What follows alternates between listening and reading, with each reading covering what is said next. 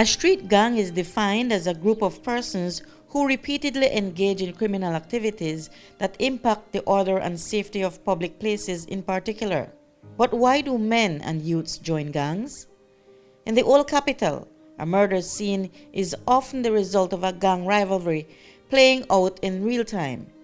It has been this way since the mid-90s, when the original Bloods and Crips gangs were formed. The rivalry between the two made certain neighborhoods dangerous to traverse, day or night.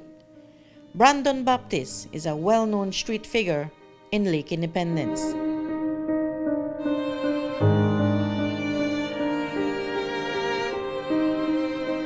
Started up on the street for quite some while. I get caught up in jail a lot of time. Always with the police. I always the pan news. Everybody know me, Brandon Baptist, right? When I was 16 years old, because of poverty and lack of leadership, and I didn't have that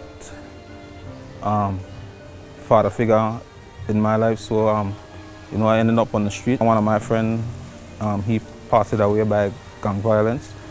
Carl Augustine says he was never a member of any gang, but the life he led as a youth created the same impact for him. And as Baptist alluded to, his time with the gang led him to incarceration. Now, both men are trying to turn around their lives. I decided to leave that lifestyle behind, and I joined the volunteer BDF. And from the volunteer BDF, I spent like 2 years in the volunteer BDF and then joined the regular force. And during my time in the regular force, there was different options, because it's just not being only a soldier.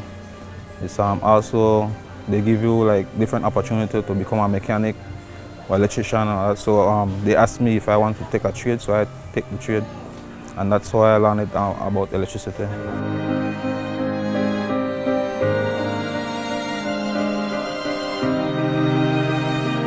Did you get threats, things like that? Yes, they get threatened. They threaten me on different things. But every time I try to do something positive, I fall back, but I still fight it. There are a few individuals who have joined street gangs and have left successfully. The next person we spoke with shared with us his testimony of a life of crime and violence. 57-year-old Timmy Stamp joined the KGB Bloods in the early 90s. For him, it took family life to take him away from the streets. That my partner start this totally the Belize big, make it get big like this. Yeah, we totally started. You know something, because You were in what? I was in Bloods. We was KGB. I thank God that I have to kill nobody. You know something? Yeah, rob, you name it, we gone through it. You understand me? But otherwise, I don't have to kill nobody, and I thank God for that.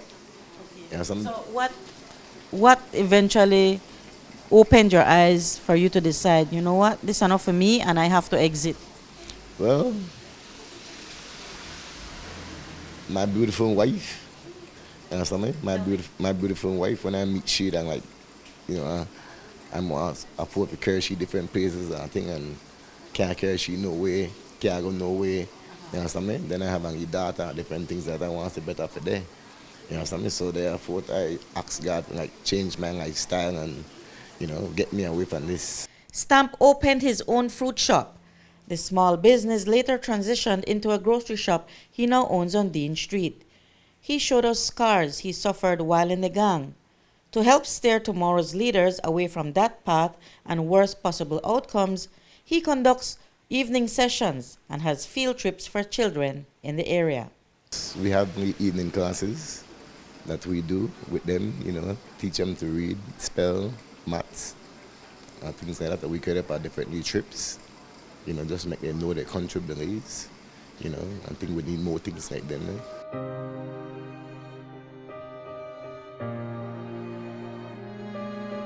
Stamp and other community leaders are supported by the Leadership Intervention Unit, headed by Dominique Norales. So you have Mr. Timmy Stamp, who runs an after-school program. You have Sticks, who runs Days of Healing. Miss Olga, who runs an after-school program in her front yard. Other community groups, neighborhood watch groups, who have really been doing that nuanced work that we can't do. The LIU works with various organizations, agencies, institutions, and units to divert troubled or at-risk youths through channels that can help improve their lives.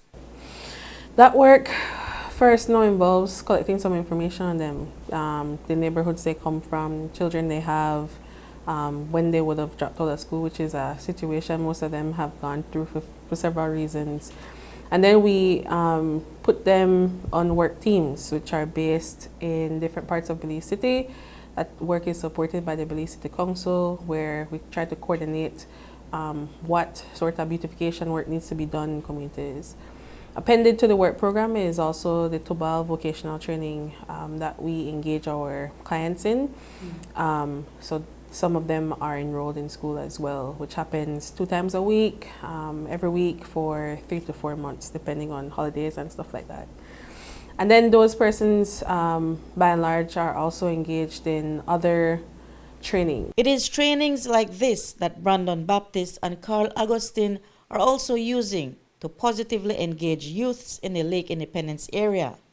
Augustine, who is a BDF soldier, says their background in electrical work complemented the program he wanted to manage. A lot of people think that people from the Lake Independence are just criminals, or when people heard about Lake High or St. Martin area, people would think that, oh, it's just violence people, but it's nothing like that. You know, there's actual good people here and people who are willing to help other people and willing to change their life if people would give them the opportunity to do so. Some of the trainees come back to me and they tell me, Mr. Carl, look man, my fan got, the wire got damaged, and the way that you show me how to connect the wires together, it's the same thing that I did, and the fan started back to work. Like a lot of youth, they know, go to school, a lot of youth where they try out there and nothing, and then they end up in a gang world, or that violent world, you understand me? So we have to stop that before that happens, then, you understand me? So we give them a little opportunity for call and a little trade.